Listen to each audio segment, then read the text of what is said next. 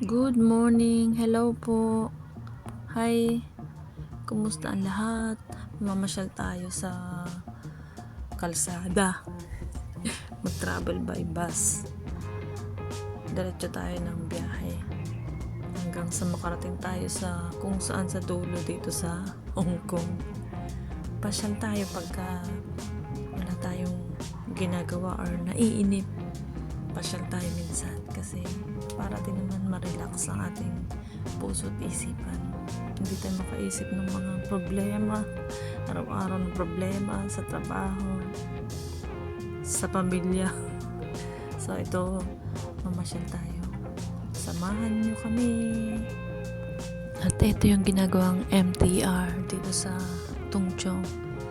Malapit na rin matapos after 3 years na, matagal pa.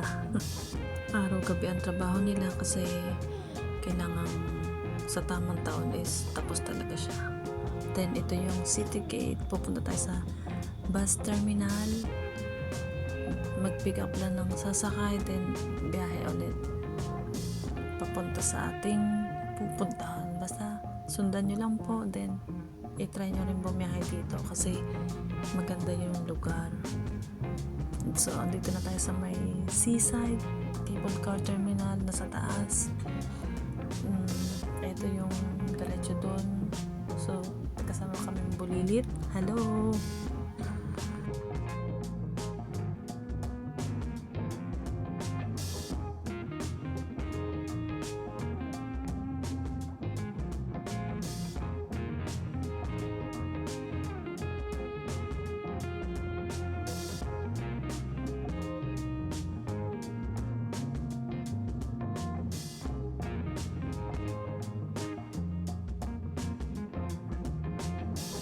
Ang biyahe natin ngayon is papunta tayo ng airport malapit, pero hindi mismo sa airport, sa opposite ng airport.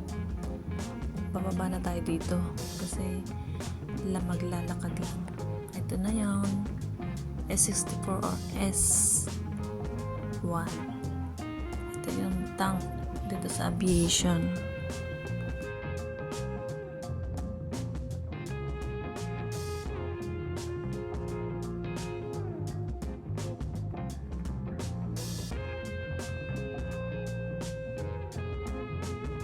Thank you so much, Lord, sa magandang panahon ngayon.